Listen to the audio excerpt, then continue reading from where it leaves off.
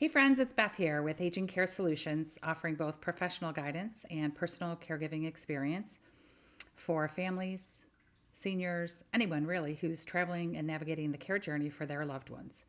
So, welcome back. I'm back from vacation.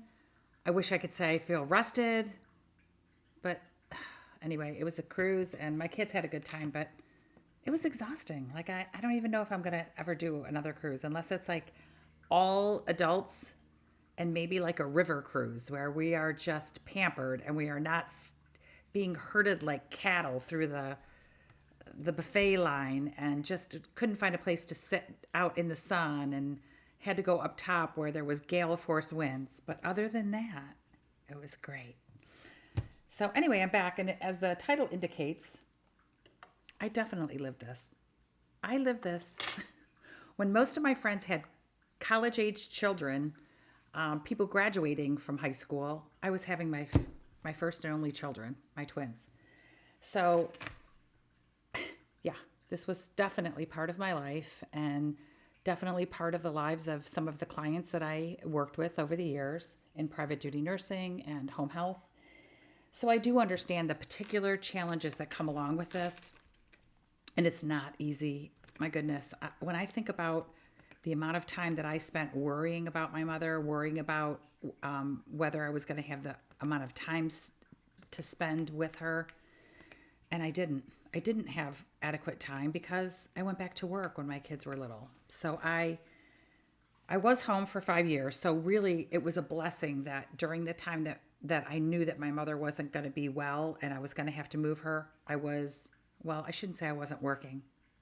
I was working very hard to manage two small infants, then toddlers, then young children, and managing a home and just keeping up with doctor's appointments and everything. So I get it. And basically, if you don't know what this means, this sandwich generation refers to a group of adults who typically could be anywhere from their 30s to their 50s, who are they're simultaneously caring for their aging parents and supporting their own children. So they are sandwiched between two generations who require significant time, emotional energy, and financial support potentially. So, I lived this, and there were times when it was beyond what I could do, but I just did the best I could, and what I'm giving you permission to do is the same exact thing. I had to choose between whether I was going to be doing things with my toddlers, or doing a day of self care, or going to visit my loved one who was in a facility. And I'll tell you, there was many times when I was so emotionally stressed and burned out from juggling responsibilities, worrying about who to serve first. I was always the last. I was always the last person to be served. And I'm just adjusting things, so pardon me. So consequently, my health suffered. There was a lot of mental health struggles that I had, with chronic stress and exhaustion.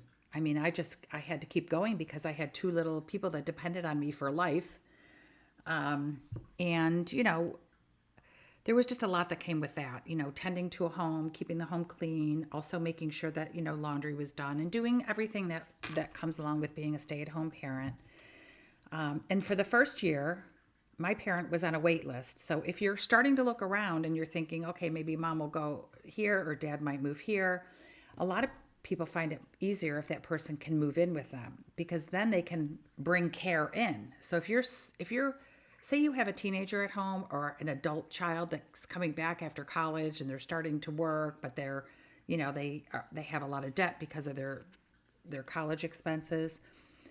It's going to look different for every single family. For some families, being in the sandwich generation with aging parents, it's not a challenge for them because maybe their parents are fit or they're very capable. They're still cooking, driving, and they can look after your loved ones. So not only can that be a benefit for everybody because it's a multi-generational coming together and living together situation, which can be ideal. And I see that a lot in my area, right outside Washington, a lot of families.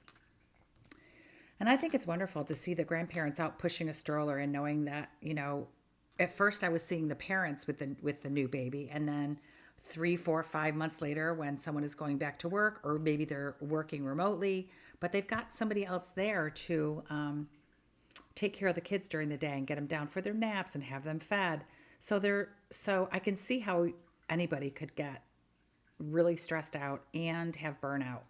And I definitely was one of those people. I also had a sense of guilt, and this guilt came from me not really feeling like I was giving enough attention to everybody else. At that time, it would have been my husband, my babies, my mother, any friendships that I had. I had organized and was running a book club for 5 years. I was still doing that.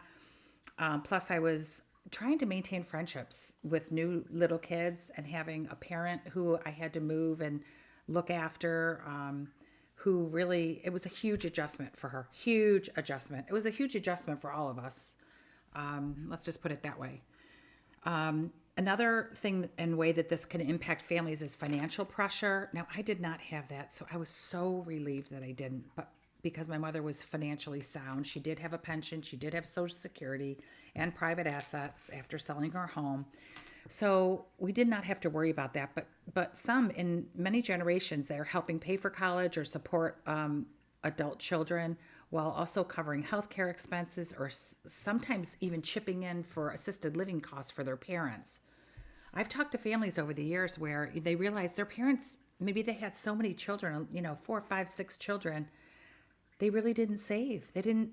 They thought they could live on, maybe their Social Security, but if their mom was a stay-at-home mom, maybe she didn't even have a Social Security. So they're living on one income. So a lot of times the adult children that are working are all contributing resources to help pay for their parents to live somewhere. So I always advise families, look, if you have the space, like if you have a finished basement or an in-law suite or a home, I've known families to buy a home specifically with private space for the different families and the different generations. So anyway, financial pressures can be one of them.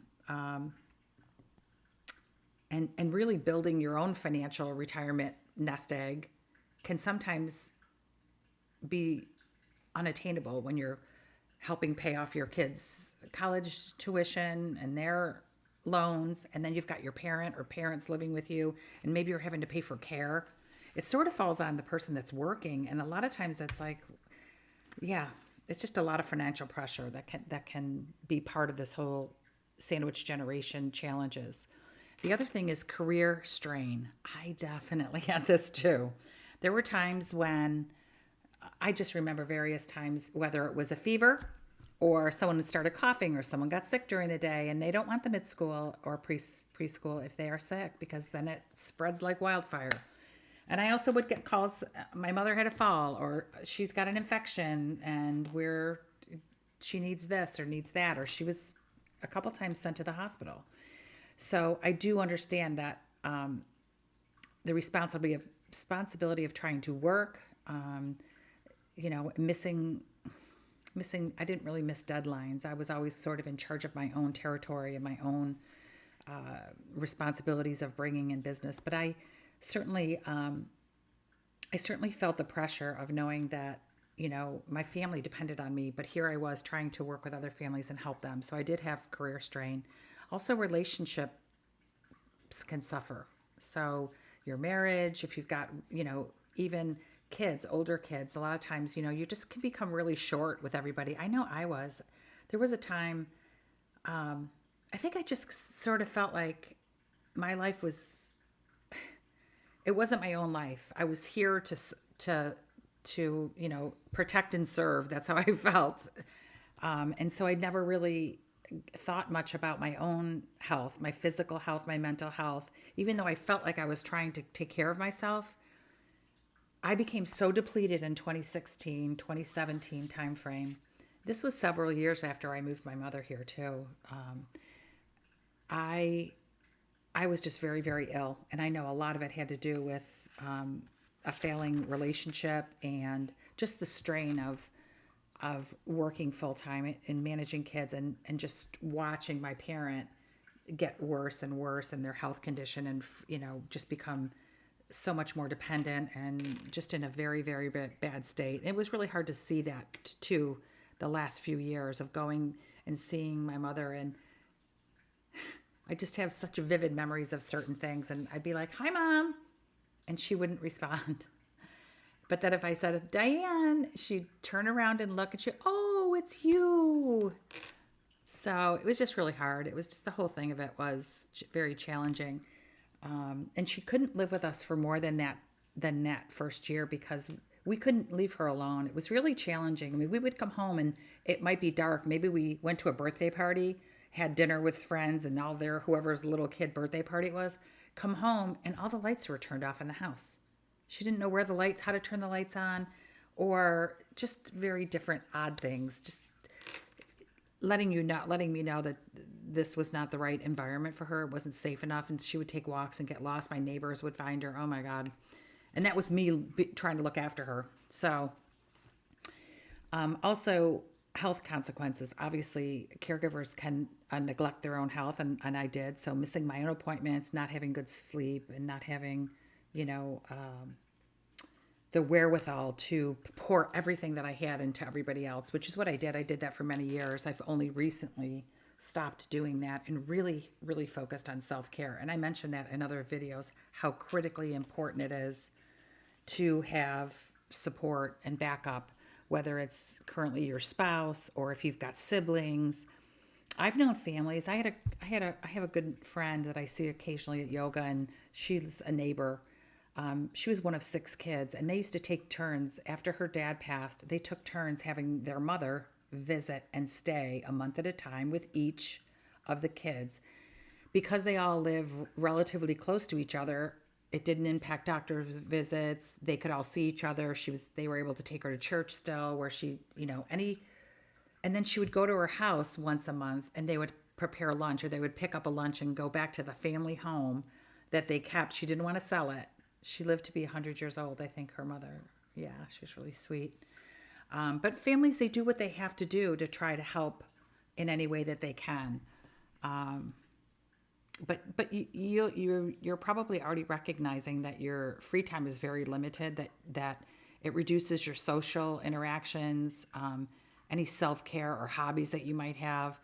And you're going to start to feel maybe isolated and depressed. And that was me. Among other things, my marriage, it was all these, what should have been wonderful things taking place in my life.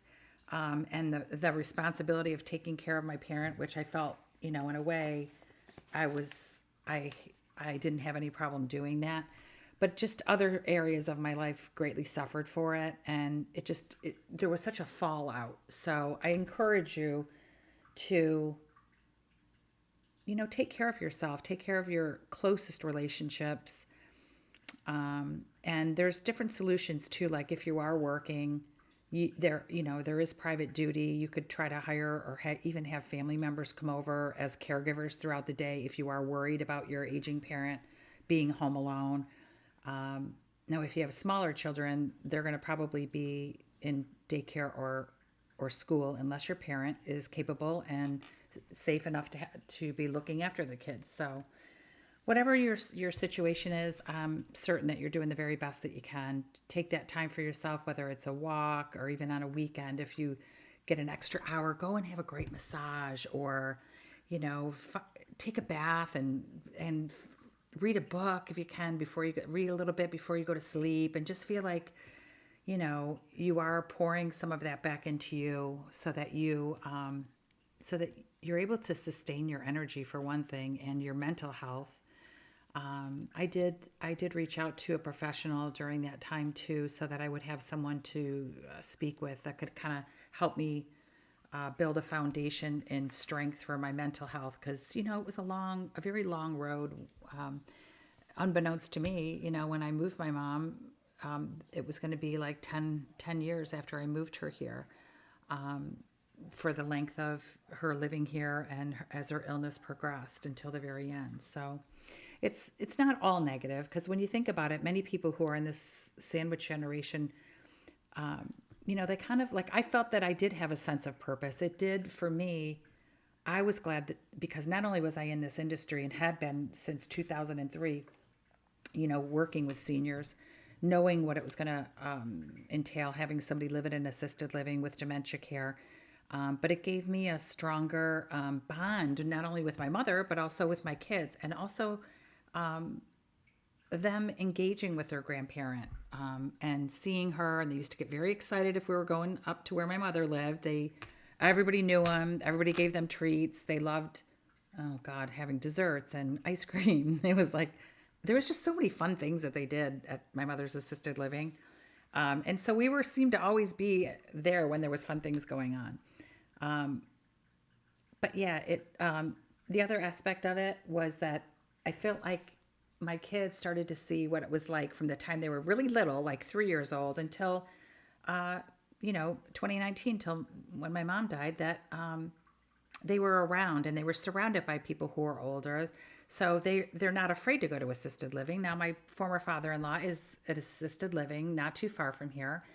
And the kids go there all the time. I mean, they really, because they were sort of indoctrinated at a young age, it's not uncommon for them to, be surrounded by and see, what it's like to age and how to care for loved ones and what it's going to entail for them when they get older. So those are some of the positive aspects of the sandwich generation. The others are more challenging, obviously. But I wish you all the very best. If you have any questions or something that you want me to talk about, please feel free to put it in the description or in the comments below.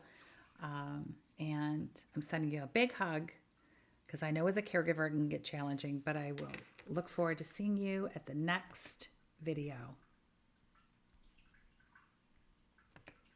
See you soon.